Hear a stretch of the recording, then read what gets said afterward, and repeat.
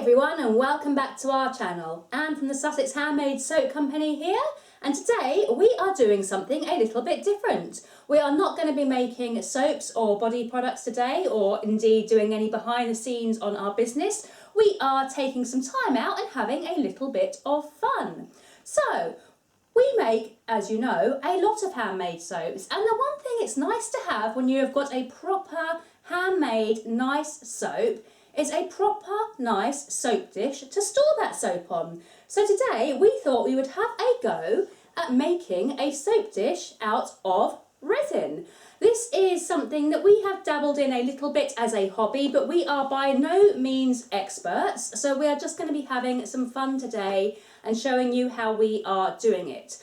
If you enjoy what you see us doing today and you would like to have a go yourselves, we are going to add a link in the description that you can click on that will take you to a page where you can buy all of the tools and ingredients that we are using today in one place. So you're going to be able to buy the mould and the resin and the mica kind of all from one place. So hopefully that'll make it nice and easy for you guys if you do want to try and do this project as well. So to begin with, I'm just going to briefly talk you through what we have got here today. So we have got the resin. We have got part A and part B. Part B is the hardener, part A is the resin, and we combine these together, which we shall be doing shortly. We have then got a little plastic measuring cup and some large kind of wooden sticks just for measuring the resin into and for stirring the resin. We have got mica colours for our resin today. You can colour resin with inks or pinata alcohol inks and loads of different things, but we are going with micas for the pure reason that we have a lot of mica because we use it in our soap making, so we are colouring with mica. We then have the silicone soap mould or the soap dish mould, which is what we are going to be creating our resin soap dish in. And then we have just got a few little plastic pots which we shall be measuring smaller amounts of resin into to colour. We have got some little lolly sticks to stir our coloured resin with, and then we have got the safety equipment. We have got gloves, goggles, and today a mask as well, purely because resin isn't the lightest of substances when you are working with it, so it is always a good idea to wear gloves and then wear a mask and goggles as well, just for that added level of protection. So that is what we have got here. I'm going to get my safety gear on now and tie my hair up, and then we're going to get working. So now I have got all of my safety gear on, we need to measure out our resin and our hardener. So you've got part A, like I say, which is the resin, and you have got part B, which is the hardener, and they need to be measured on a 2:1 ratio. So we need 2 parts of resin to 1 part of hardener. And unlike soap, that is by volume, so we are measuring in millilitres. So I'm going to start by measuring 100 millilitres of the resin into this cup here. So pouring the part A resin up to 100 millilitres now.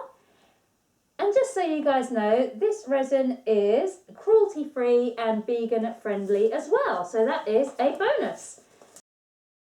Moving on to the hardener now, and we need 50 millilitres of hardener. So I'm just going to slowly pour this in so it comes up to 150 millilitres total. There we go. So that is our 100 mils of resin and our 50 mils of hardener. Now I am taking our little wooden stick and I'm just going to slowly stir the resin and the hardener together for 2 minutes. And I'm stirring nice and slowly because I don't want to introduce air bubbles into the mix. So just stirring, I say, at a nice slow pace for 2 to 3 minutes until the mix goes clear. So just dividing the resin into 4 individual pots now so that we can colour each one with a little bit of mica. Trying to get them relatively equal, but it really doesn't matter if one has got more than the other. That's kind of the nice thing about doing this resin work. You just don't have to be quite as precise in the actual colouring measurements as you do with the soap making. So now to colour each portion of resin, I'm going to take a little bit of mica on the tip of a just lolly stick and pop it into the resin portion. Then we are going to stir it in. I shall come back to that one and stir in just a moment, but I'm just going to move along showing you the colours and getting them all into the resin first. So Deep Lake mica powder going into portion number 2. Emerald Lagoon going into portion number 3. And just for a little bit of sparkle, we are going to have some gold eco glitter going into portion number 4. Now I'm going to get all of these mixed in nicely.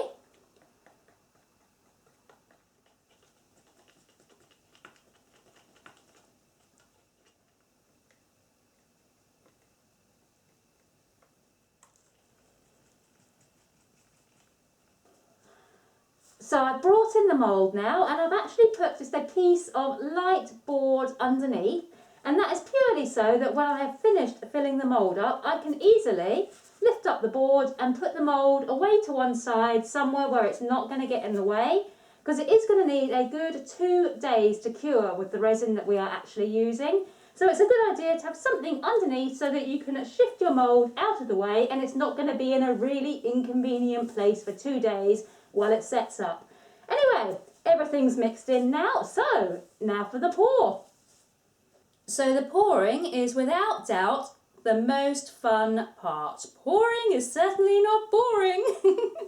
And we are just tipping individual little portions of the resin, one colour at a time, just wherever we fancy. So there is no rule, no kind of like strict guidelines you have to follow. It's just a case of trickle it in wherever you want to. And I just love the way that the colours just kind of swirl together and give you such pretty patterns while you are creating.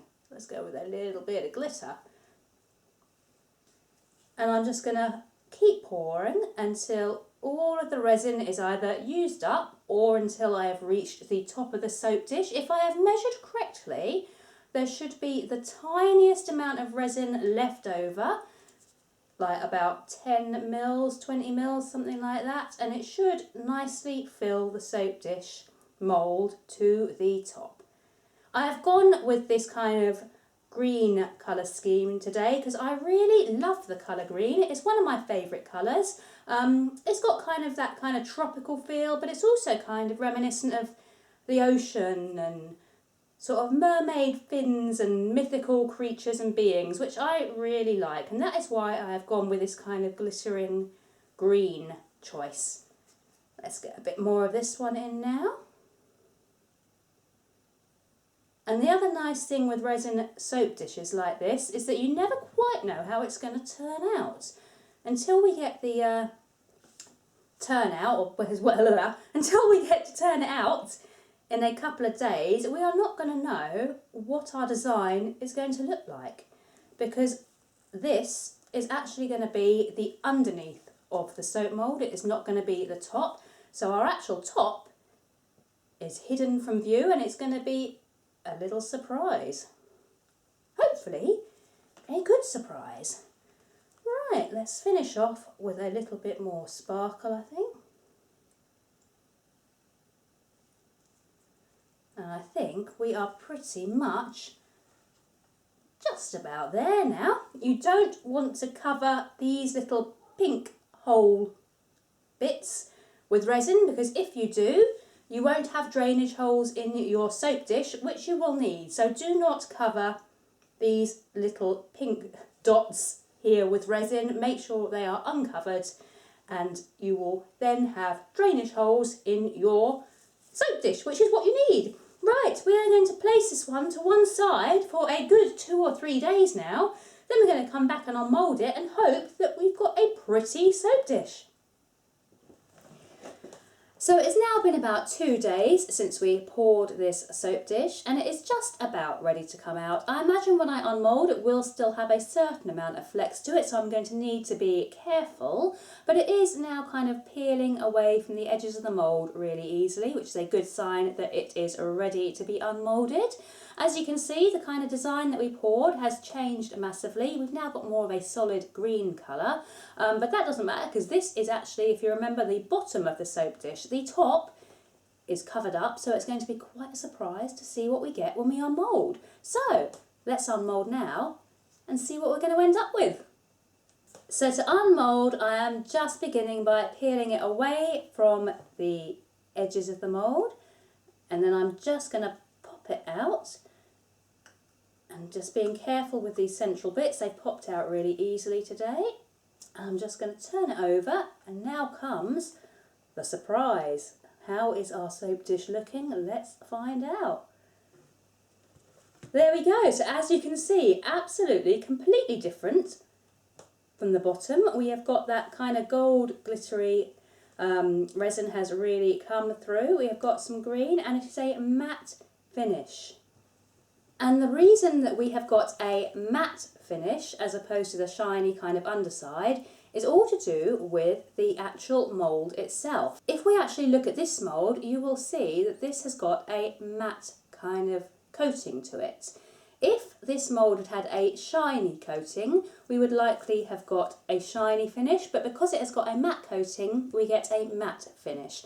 I'm not quite sure why it works like that, but somebody told me that shiny equals shiny, matte equals matte, and it does seem to have worked like that with all the resin that we have created. So you could leave it like this and it would be absolutely fine, but if you did want your soap dish to have kind of that shiny, glossy finish, what you would need to do is mix up another small amount of the resin and hardener at the same 2:1 ratio, and then just use a little paintbrush to paint a thin layer of resin and hardener to coat your soap dish, and you would then end up with a nice glossy finish. And to illustrate that, here's one I made earlier moment.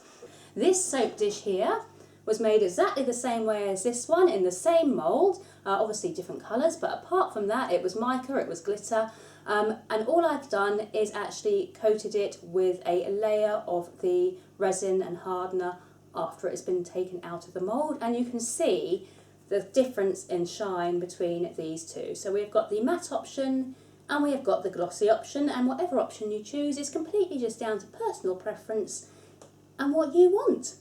And on the subject of personal preference, you can of course also design your soap dishes however you want to. I have also got a third one here, and in this one I chose not to use any micas or glitters. All I did was actually got some dried flowers, the kind of same botanicals that we use in our soap, and I just popped them in the soap dish and then covered them with just clear resin, and that has given us a kind of really decorative kind of floral soap dish. So there are a lot of different options of things you can create and designs you can go with, and it is all just down to what takes your fancy, what you fancy doing, you know, play with it, have some ideas, get inspired. And they're quite fun things to make, they're quite easy things to make. They're not necessarily the cheapest thing to make, I'm not going to lie. It would be a lot cheaper to just go to the shops and buy a soap dish, but that wouldn't be half as much fun as actually creating your own, would it? Because it is a fun thing to do. So thank you for watching today. Do give us a like if you have enjoyed our video today, and do subscribe to our channel if you enjoy it and you like this kind of content. If you wish to go to our website to check out everything else that we do, it is just here, and we have our discount code as well if you should want to make a purchase just here. We shall see you next time when we shall be back to soap, and enjoy the rest of your week. Bye!